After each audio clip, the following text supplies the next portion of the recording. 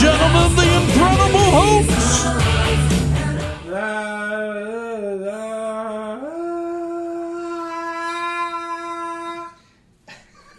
What's a long intro? I'm Chris. This is Mark with Incredible Hoax. Yes. I forgot to tell you. I just now remembered. Yes. There should have been, if I edited it correctly, there should have been a voiceover introducing us. I had a friend of ours, or mine rather, do an intro for us, the show. This is the Incredible Hoax. Welcome to the Incredible Hoax. Because, okay, long story short, guy I graduated with, he goes by Stu Stewart, is his DJ name. Okay. DJ up in Dallas, friends on Facebook. We had been talking, and he said he'd do some voiceovers for me. Mm-hmm. So, thank you, Stu Stewart. Thank you. The Ranch, I believe, is the station up there. 95 something or other. Sorry, Stu, if you're watching. But anyway, the voiceover intro is Stu Stewart, DJ, introducing us. So, cool. Good props to him. All right. Yeah, thank you. Cool. But you haven't heard it, so... Well, I'm thinking anyways. All right. Today's our show, or this is our show, and here's the subject. I told you I was going to bring a subject to you on camera. Yes. All right. Movie stars and directors and other filmmakers we're fans of. Yeah. What do you think should the expectation be for them as people? In terms of, and I'll tell you a little background for them. We were talking about Bruce Willis and Kevin Smith. Oh, and they're before we started taping, and supposedly they're having a little feud. There's an offset. Yeah. Yeah. Supposedly, Kevin Smith has been saying some things about Bruce Willis, about how their time together on the movie Cop Out wasn't that great, and right. And Kevin Smith has basically called out Bruce Willis, and I think from what I've seen, Bruce Willis hasn't really responded. Probably just letting it go. Who knows? Yeah. Anyway. But Bruce Willis, you're a big Bruce Willis fan. I'm a big fan, but you're a bigger Bruce Willis fan. Oh, yeah.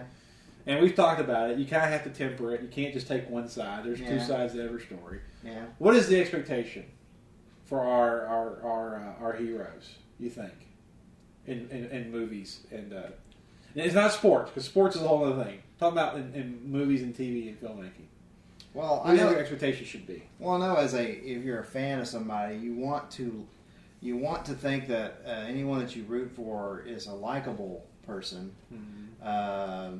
They don't have to be down to earth, but I think it's a plus. But you want them to be likable, and you want them to have those admirable qualities beyond just what we perceive to be a talent. Right. You know, if we think they're acting, in this case, if we're talking about actors, if we think they're good actors, and they have that ability, we want these people that are worthy to be admired. Mm-hmm.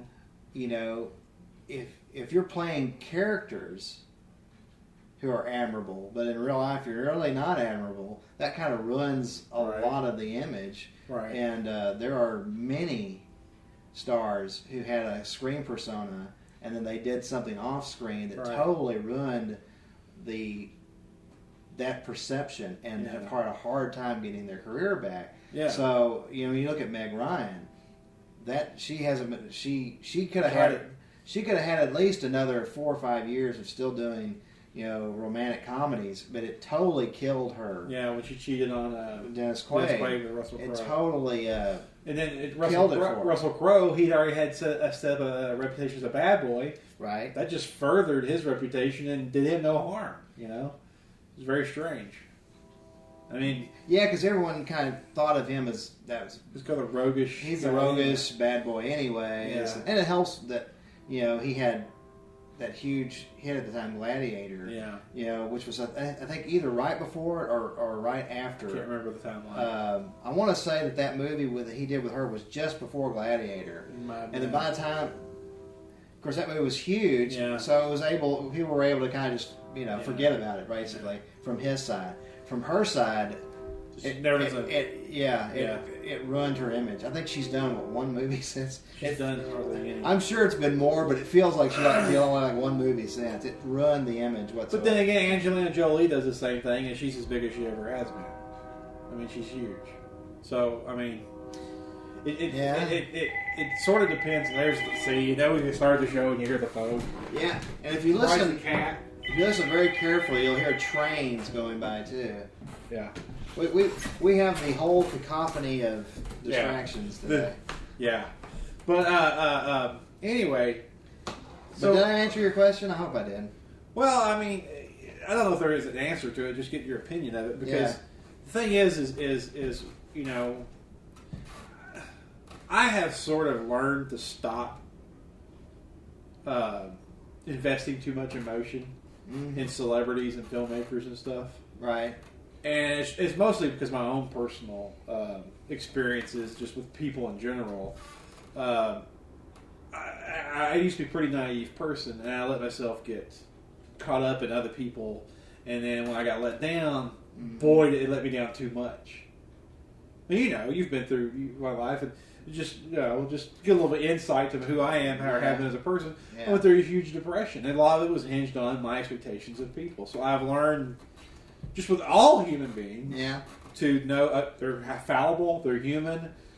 If I examine them too close, they will let me down. So now I'm kind of like, I don't put a whole lot of investment into celebrities or athletes or anything like that. I think there was a time where I think I was more invested. Yeah. In in things that I was interested in, and not just movies, but if you're like a football fan, or if you're a music fan, and maybe let's say a football player does something that really lets you down. Yeah. The old Mark, probably 16, 17 years old, crushed. Yeah. Being older now, I'm not. When you read something about an athlete, you may be disappointed, but you can separate and still like, well, it's not the end of my world. It really doesn't impact me. Just I'm disappointed that person did X, Y, and Z. Yeah. And so I mean, if there's any truth to the stuff that's been going on between, like you're talking about the Kevin Smith, Bruce Willis, or whatever, I can be disappointed by it. Yeah. But that doesn't mean I need to be crushed or quit watching either one of their movies. Right. I don't want to watch Clerks again, or I don't want to watch Die Hard again. No, I'll still watch both and still enjoy both. I remember, I'm a huge Stanley Kubrick fan. Oh yeah. I've read stories that I know are true that he did some stuff that's really kind of rotten. Yeah. For example, Malcolm McDowell, the actor, one of his most famous roles is in a Clockwork Orange. Well, some of the stuff that he put Malcolm McDowell through was pretty brutal. Really? It was pretty darn brutal. Right. And Malcolm McDowell, if you buy the Blu-ray, which I highly recommend, there's a wonderful 1 hour special about his career, and he talks at length about some of the stuff that Stanley would do, and you're just like, you're shaking your head, and this is true because believe me, folks, I've read about 6 books in my lifetime about Kubrick, so I know this stuff is true that Malcolm was talking about. And he just was like, man, that wasn't a prop. That's a person there. Right. You've got his eyes open like this. Yeah. And he literally, he's an actor, but he can't move. Right. And so he just would go take after take, and he was really brutal on the guy. Wow. So stuff like that, it's disappointing to hear. Well, I know that I bring this subject up because we live in an age driven by celebrity. Yes. Which, the past 100 years has been that way. Really. Yeah. And but more than ever, I mean, with you have people now who are celebrities just for be celebrities, like the Kardashians, Paris Hiltons, so on and so forth. They don't really have any genuine talent. They're just famous to be famous. And that's it. Yeah, for being famous. And a lot of people really are hinged on that. And they get their expectations, I think, too high. And I for one, have learned to strike that balance. Yeah. For instance, Tarantino. You're a big Kubrick fan? Mm-hmm. I'm a big Tarantino fan. But it's funny, none of his movies are in my top 10 favorite movies of all time, which is odd I'd be such a fan, but none of his movies were top 10. Yeah, and one of his movies is in my top 5. So Exactly. Go figure. But I'm such a fan. I'm such a fan of his. Y'all at home, guess which one? Yeah. That's their homework. If you drink orange juice, it has a lot of. Anyway. Anyway, I'm such a Pretty good hit. Yeah, all right. I'm such a fan of his writing style and his filmmaking style. I adore it so much. But I've heard stories that he's a complete whack job. I mean, and I've heard it from from reliable personal type sources or whatever. That he's difficult, or just the whole basket of weird he is. Ah. All right, and that's okay. I still appreciate his work. You know, well, it's kind of like when you're driving down the highway and you're driving and you see the road crew. Mm-hmm. You just know their work because your road's smooth. You don't really know if they went home and drank too much or if they kicked their dog. You just know. Yeah. You just know how successful their work was. Mm.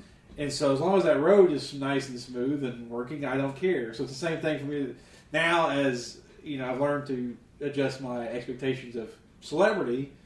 If the movie is good and I like it, then I don't care what he does. It's none of my business. Right. It's just none of my business. That's the approach I take these days. That it's just I'm human, I'm fallible. They're human, they're fallible. Is the work good? Did they do the best they could? Then that's fine. Yeah. You know what I mean?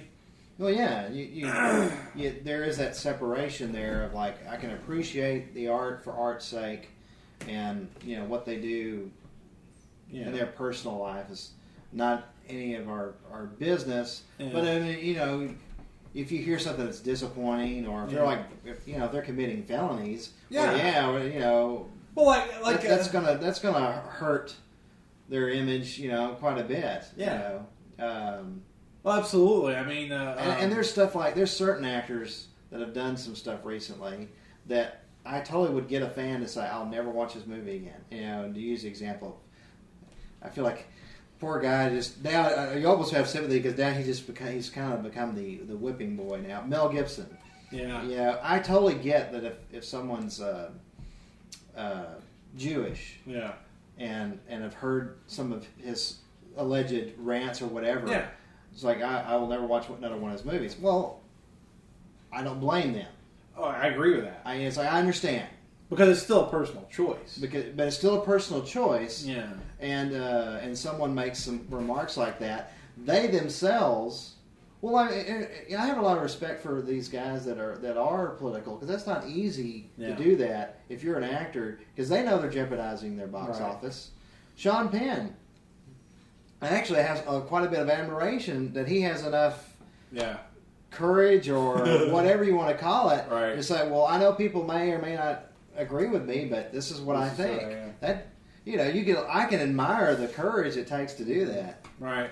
I know that I'm an aspiring filmmaker. I'm a filmmaker, and I'm aspiring to just do more and more and more.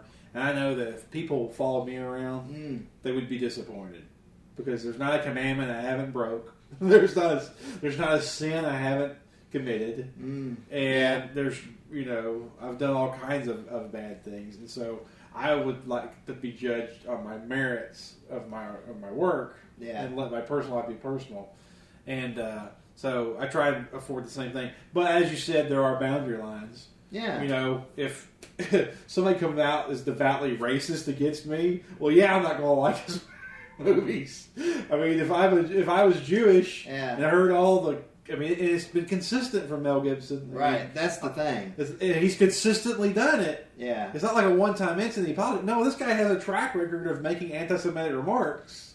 Right. Yeah, at some point you might have to go, you know what, Mel, let's just leave each other alone. Yeah. Well, it becomes the fool me once, shame on you, but fool me twice, shame on me. Yeah, exactly. And that's what it becomes for a person if they feel like they're being, persecuted. Right. Let's say. And but then again, you have another situation like there's we had the Comeback Show. Remember? Yes. Robert Downey Jr., Winona Ryder, two people we talked about. Right. Yeah, they messed up, but. From what I've seen, they've atoned for their sins and paid their price. And I've forgiven them and moved on. You know? Right. And I have no reason to hold what they did against them anymore. Yeah. You know? Well, and this spills into other. It doesn't have to just be movies, but other facets of the world and media. Yeah. You know, people will make a mistake, and it's always interesting the certain facets of media that you're not allowed to have a second chance. You know, politicians, you don't get a second chance. Well, it depends on the sin. Well, I guess that's true. I mean, if it's race related, yeah, it's over. You're done. Which I agree with. I'm just saying it's interesting. Right, exactly. It's interesting. Yeah. You know, if like Brad Pitt and Angelina Jolie made some kind of slur, and we'd be all, of course, I never in a million years ever expect to see that because I would be shocked. But if they did, you know, even they would take a hit for a short while before they could rebound. Yeah. So I mean, nobody's insulated, and everyone's gonna, you know, when you get older, the bottom line is, heroes don't let you down. People let you down. Yeah. Jane Fonda to me is the, well, I guess OJ would be another one, but Jane Fonda is the example I like to use of she committed a sin. She crossed the line that, as a human being, you forgive her for, but as a celebrity, I don't know how she ever got work again. I mean, she betrayed her country. I mean, it's as simple as that, and it's not even a gray area. Well, you know what's weird though. I mean, she out betrayed her country. In some countries, she got shot for what she did. I mean, I'm not exaggerating. Well. But what's interesting to use that you use her as an example. Conversely, though, if you're like listing the top actresses of the '70s, she's like in the top 2. That's what's you had this enormous talent, but also she did something that was incredibly controversial. Yeah, and you know, so it was just it is what it is, and people can decide for themselves. Yeah. But. Yeah, that's an interesting example. I mean, it didn't seem to hurt her in a short term because she still went on for the next decade, and her and Faye Dunaway clearly were the best of the best in the '70s. Yeah, it is what it is. That's one of those things where like the celebrity commits a sin that you're like I said, like a personal level. Even OJ, I can forgive as a person of faith. Sure, OJ committed a sin. And it's between him and God. Mm-hmm. But he has to pay for his sin. You know what I mean? Yeah. And Jane Fonda, that's the way I look at Jane Fonda. Personally, you know, it's between her and God, but she's got to pay for her sin. You know what I mean? Well, I guess I'm probably hypocritical in that sense, wasn't I? So you just witnessed live on camera hypocrisy from Chris. Well, no, what you did say though, there are going to be some. I was using some boundary lines. Yeah, there are some boundary lines, and you just used a personal example. Yeah, and that's fine. But I was using the kind of a general example, like if you are Jewish, I could see taking personal offense at some of Mel Gibson's alleged remarks. Yeah, you know, I get that too. There'd be some crap if, like, one of these days, like I have. You know, Jane Fonda reads a script of mine and wants to work with me. Would that be somebody? I mean, do some research. We saw the show you did. You said she should have been shot. I never said she should have been shot. I didn't say she's a traitor, but... Wow. So for the record, I never said she should have been shot. Yeah, this is going to be one of our most controversial episodes. Hey, I've been around enough people in my day, and that subject's come up. I'm like 99% of the world agrees with what I just said. I know I'm a majority. Am I right or wrong? Yeah. I know you won't say. Well, we'll see. Sorry, Ted Turner. All right, we're gonna move. We promised ourselves we're gonna do a 30-minute show. So what's the? You gotta do your thing. What are you doing? I knew it. I was like, you watch, we're going to go to a rant on that one. But that was a great subject. It was. That kind of came out of what we were talking about earlier, so sometimes our conversations lead to spill over. You know, show segments. Yeah. All right, what are we doing now? Well, I guess we'll try to knock out maybe one or two of this top bizarre moments. It's been a while since we did it, so set it up. Yeah, I have to restart. I did a top 25 bizarre moments in Hollywood history. Now, we're not going to give you all 25 right here and now, so don't panic. Yeah. A lot of these bizarre moments are things that you're going to find what we talk about and it did impact the entire industry. Okay. And sometimes the stories are just kind of strange, but sometimes it impacted that individual's career. So Right. just to kind of give you an idea of where some of these bizarre moments might go. Okay. Where we left off is number 23. Da-da-dum. This is about Grace Kelly. Now, she was. I'm going to give this the quick setup. She was, of course, a big star in the 50s, Right. big screen idol. Yes. And within really 3 years of being a star, she wins an Oscar. So in a very short For what amount, movie? it was a country girl. I think Okay. that's what it's called. So in a short amount of time, she reached the top of her profession. You know, typically that's how it's seen. If you win an Oscar, that's seen the epitome of your career. Right. So in a very short amount of time, she gets this, and then within 3 years later, she retires, still in her 20s, at the top. Wow. And then marries into this royal family and becomes the Princess of Monaco. Monaco. Okay. And what's interesting is when people think of Grace Kelly, here's the bizarre part. Supposedly, the rumors are, High Noon. She's the chick in High Noon. Yeah. Okay. Yeah. It just now occurred to me who it was. Okay. Yeah, Rear Window. She was in that. She was in 3 Hitchcock movies, and she was a favorite of Hitchcock's. He really thought she was like... Well, I don't know why. When the whole time you were talking about Grace Kelly, I just could not get the mental image of her. And what movie? I knew there's some big movie she was in. And I was sitting here the whole time thinking what big movie she's in, and all of a sudden it just hit me. High Noon. I was like, oh crap. Yeah, that was one of her very first roles, and she was able to use that as a launching pad. Yeah. And it helped too. A couple of movies, other screen actresses at the time had to drop out for different reasons. Sometimes there was a maternity reason, so they had to drop out. So they thought, hey, we'll just go with this young, fresh, up and comer, and the rest is history. Star is Born. Okay. Star is Born. So she retired, Princess of At Monaco. the top of her profession. Okay. Here comes the bizarre part. All right.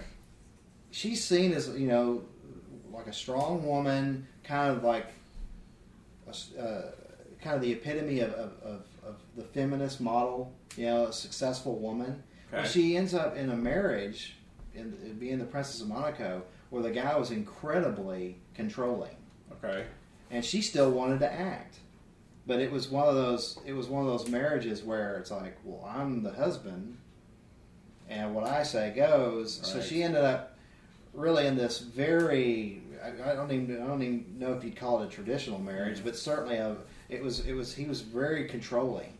And the media, after they'd only been married a short while, and he finally gave the media marching orders as to how they could photograph her, how they could interview her. They were not allowed, and once she came into a room, they were not allowed to leave the room until she did.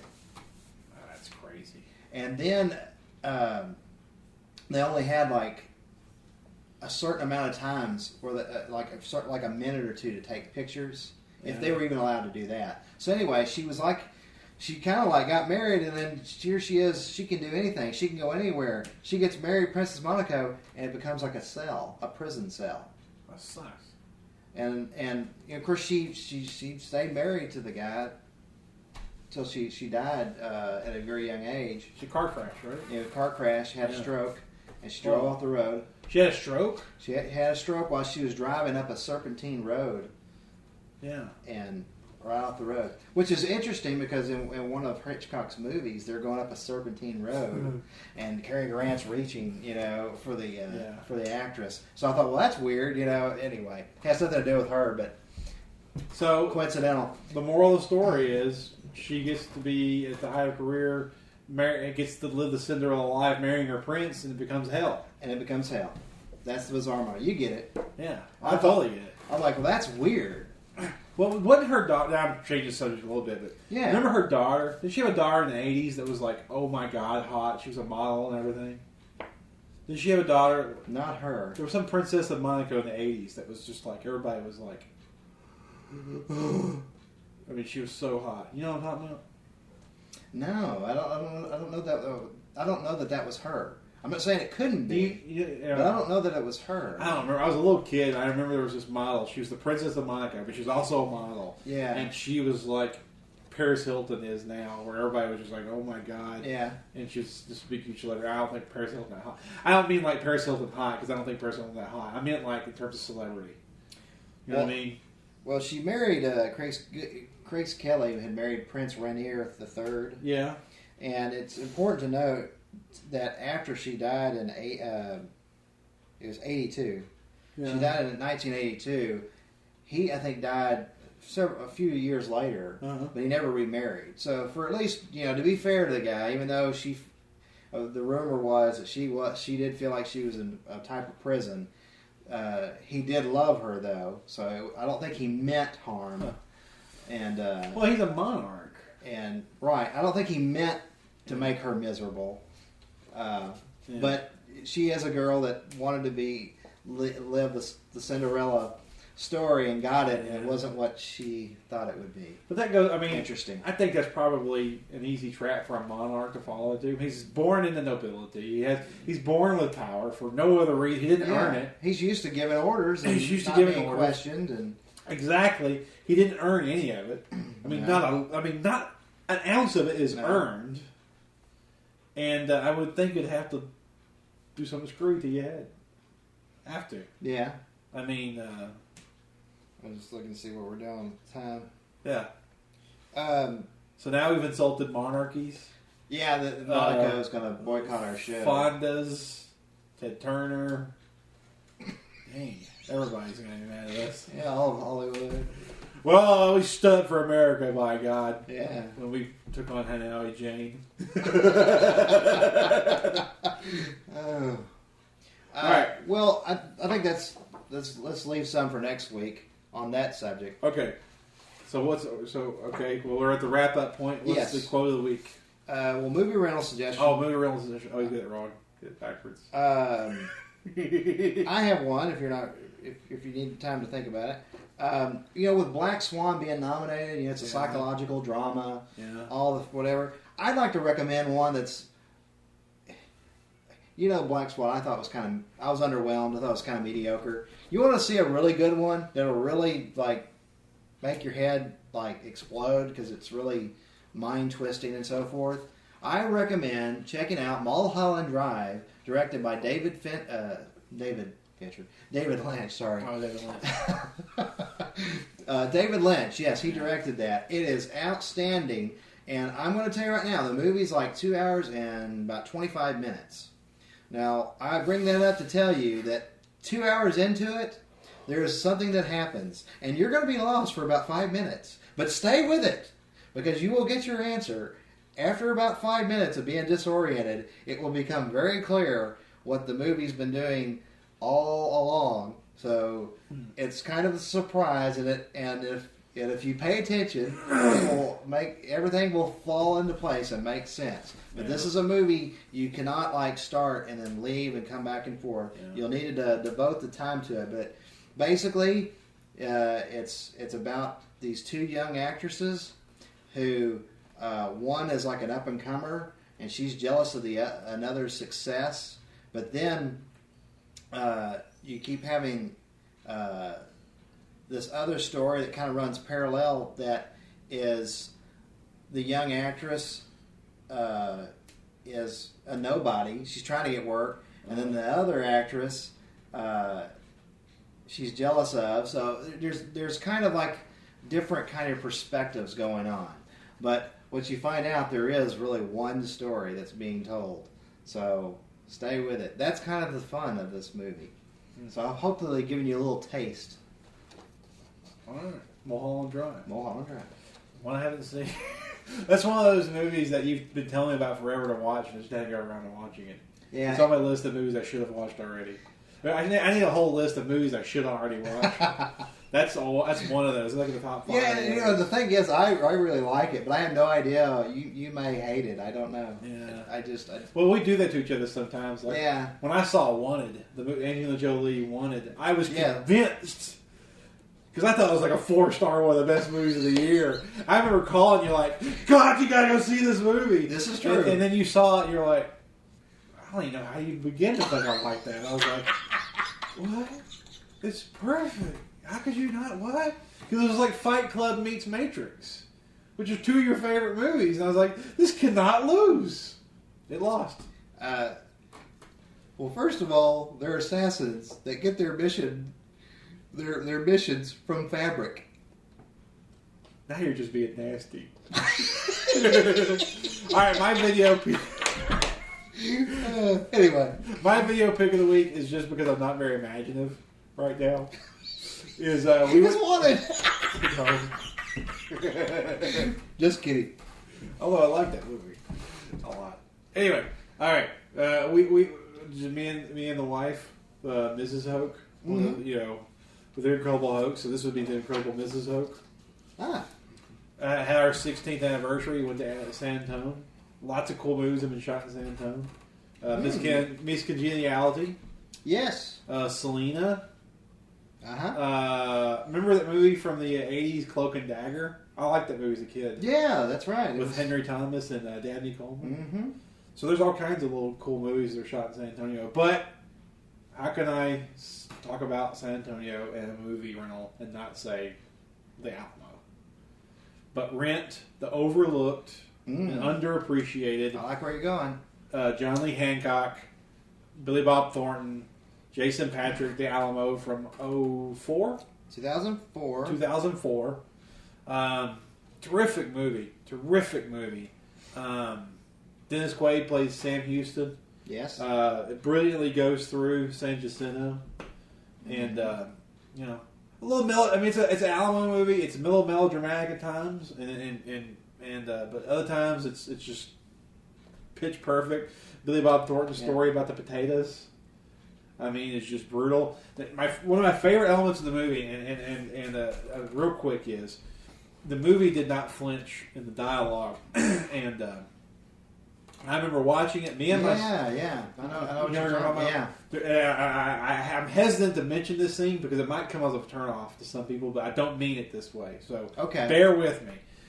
Me and my boy went to go see that movie at the theater when it came out, and there was a black guy sitting over here, and there's a scene in the movie where the Bowie character tells his slave.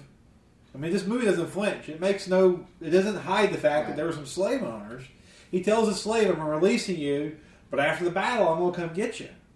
And he pretty much says it that way. Yeah, that's how he says it. And I remember at the time going, God, that is brutally honest dialogue. Yeah. And I looked over at the black guy in the theater, and he kind of just like, he had the same reaction I did. Yeah. It was just kind of a... Yeah, because you're almost embarrassed that that's what they said. I was like, whoa, I was a little uncomfortable. But, that's a part of history. But they didn't flinch. They didn't flinch. Right. And I could see that dude took it the same way I did. Wow, that was powerful. He didn't. But I wish to God that didn't happen in our history. Oh yeah, I wish George Washington.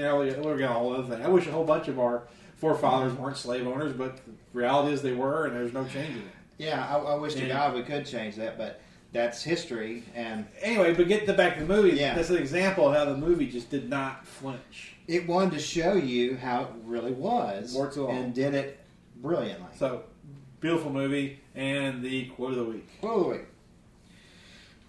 Last week's was, "We're the middle children of history men, no purpose or place. We have no great war, no great depression." Now, that's from Fight Club. All right. It's one of the great Gen X movies of all time. All right, this week's. I want to do this one. It's, "You are, all of you, amateurs. And international affairs should never be run by gentlemen amateurs."